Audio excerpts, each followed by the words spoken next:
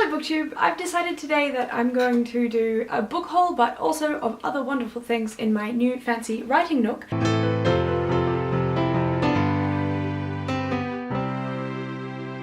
I've got this new desk.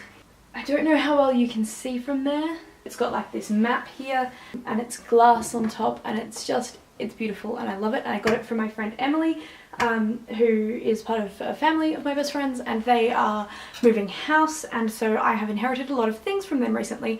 I said they're not allowed to throw out any books, so I've got this whole bag of books, this table, this coffee machine, this bag, and this bookshelf. This bookshelf is amazingly bright green. What do you think? It doesn't match greatly with the dark woods. However, I really like it and it's bright and happy, and I'm not sure. Do you think I should strip it back, sand it back, stain it, and hope that it matches slightly to this one? That will be a bit of a project, but it would be fun to do, but I also kind of like it, and I'm not sure which way I want to go with it. So if you guys have opinions on which way my bookshelf, which looks like this by the way, which way I should go with that, please let me know.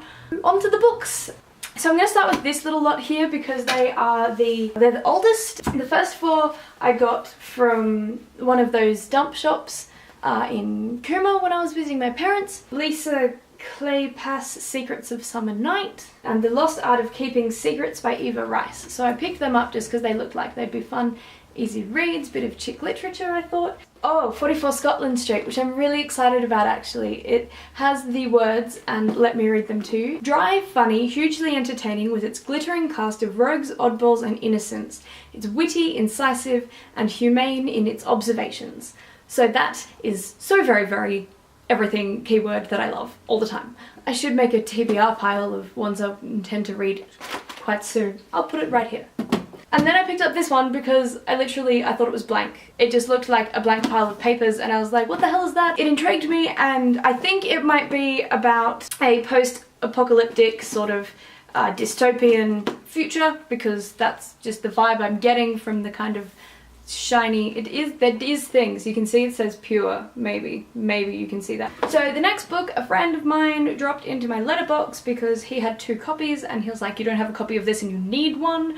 Apparently there's a whole bunch of them and like they're really cool. I read the first couple of pages of it and it seemed, yeah, pretty cool. Like I'll get into it one day. So after that I got this lovely little haul here. These little beauties are also from the dump shop, which is literally just like a recycling centre at the dump. I've got The Twelfth Night. It's a 1933 edition and it's just cute and small and it's very Shakespeare, and it's got the names of the people who owned it before me on it, which I just really love. I picked up these babies just because they're so beautiful. I love the aesthetic of antique books so much. There's The Relentless Desert by Catherine Rhodes, which is purple. The Snowflake by Paul Calico, and Their Happiest Christmas by Edna Lyle. And they just look really pretty together and they're both Christmas themed, and I'm going to read them in December. Lastly, I picked up this because it's called Laughing Matter and there's a man on the ceiling, and it's got the little library thing in the front I remember so well. No names on it though. No one ever wanted it. And then of course I picked up a pile of little golden books the size of my head. I'm not going to go through them all now, which you're probably all thanking the gods about. Next up, I'm going to show you what's in the bag. Jessie Kate, my friend, has drawn me. It's just the happiest little happy beetroot ever. It also has my name on the side in large, bold, friendly letters. It's all of the books that she was going to give to Lifeline, and I was like, look, Lifeline probably has enough books, but, you know, I could put them in my library instead. So, at least I know she wasn't going to throw them out. Okay, so I'm quite excited about this one. It's called This I Believe, and it's compiled by John Marsden. It's just a collection of essays about what people believe. What we actually believe in has a big influence on how we live our lives. I'm going to put that over here in my to be read pile. It's just, I'll just throw those other things. The Weekend book is just full of fun ideas of things that you should do on the weekend. This is The Diary of Anne Frank, because every book collection should have one and I didn't. There's Great Expectations by the wonderful Charles Dickens. I don't know what that word says. Bergdorf Blondes. which it claims to be the next best thing since Sex in the City, so that's just fabulous. The Bride Stripped Bare. Interestingly, it says it's by Anonymous, which is super cool. And we've got a Tim Winton book. Now I don't love Tim Winton, but I'll keep it and I might give it a go one day when I've got nothing else to read later. This is called Judy Astley's Blowing It. It's got a fun little combi van on the front. It's called The Odd One Out. It's little, it's fun, it's little and it looks funner as well. Neat Vodka. A dark touch novel, Shadows. We've got a John Marsden book that I'm not sure if I have or not. It's called Dear Miffy. I know I've read it, but I don't know if I own it, so that's exciting. Rosemary for Remembrance. I love this border that's happening here. Another copy of Winter by John Marsden, which I just absolutely adore that book so much. One of my characters is named Winter because of that book, and one other book as well, but not important. This is called Burning for Revenge. Tomorrow in the War Began books it was. Drowning Ruth. Jeez, that doesn't sound like something I'd like. Oh look, Hannibal. That's also not my style. And Silence of the Lambs. Woo! Good things to have in my collection. Not sure I'm ever gonna read them though. It's good for stocking my library, you know. Then we have actual Sex in the City. Fabulous!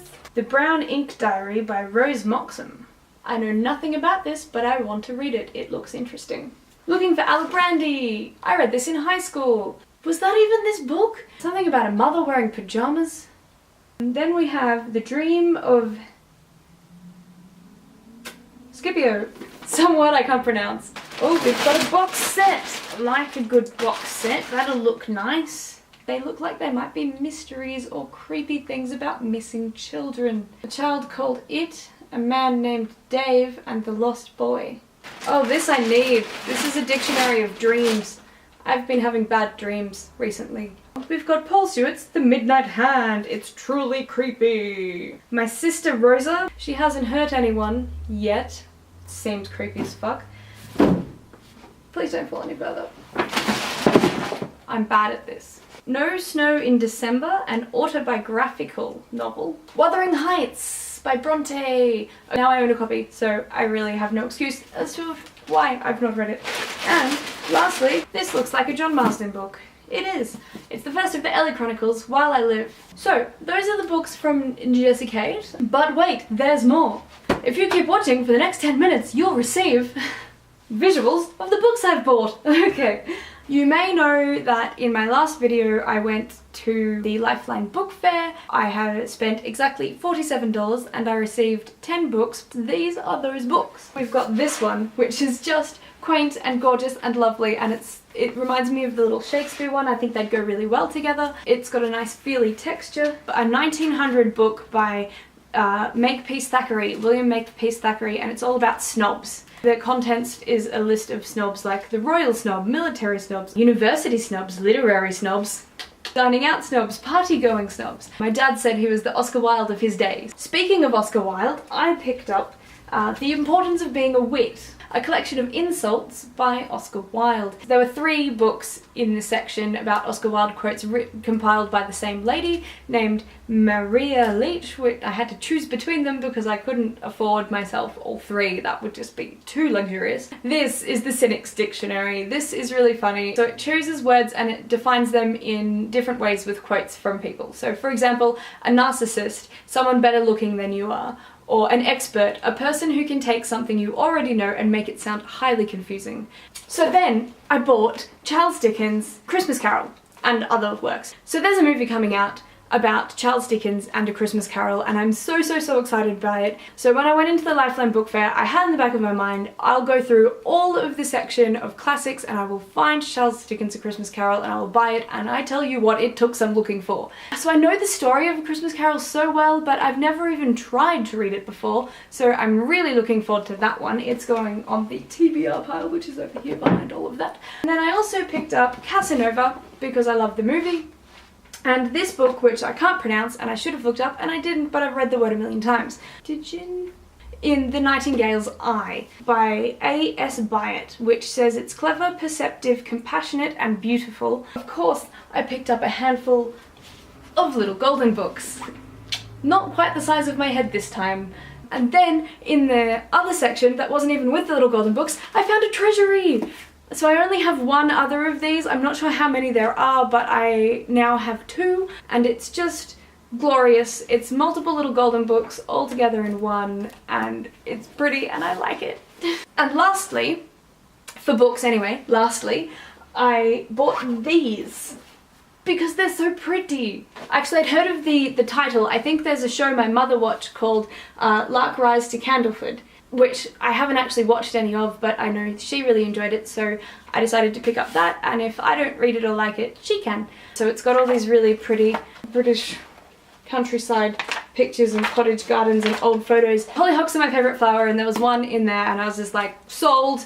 So then of course I had to buy the matching book, which is by the same author, which is called Still Glides the Stream. Also super pretty, matches very nicely. And then sitting underneath them was this.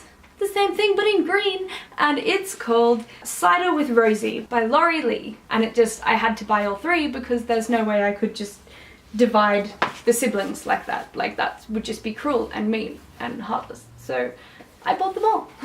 So this entire table full of books, as you can see, are my latest gigantic book haul.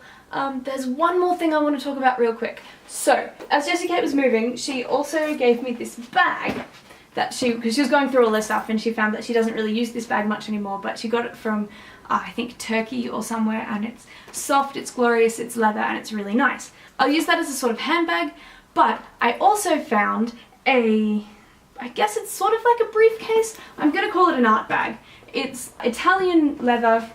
I think it's a rip-off of Armani. It's called Morni. It cost me $4 from the Salvation Army shop in Cooma, and I think it's gonna be a really good art bag. And it's kind of like a filing cabinet inside. It's got these zip-up parts and a zip-up part at the back and a place to put your pens, and so I'm sure I can put in all my art diaries and my books in there. The only problem I had with it was that it didn't have a strap. However, da-na-na-na, yay! So now I can carry it around. Yay! Stuff! So bad at this. So don't forget to let me know what you think about my bright fluoro green bookshelf. Okay, if you've made it this far through the video, thank you so much for sticking with it. Sorry I'm a bit hopeless, but that's just how I am these days. Subscribe and like, and I will continue to do all the things. Thanks so much for watching, everyone. Love you. How do you turn this thing off?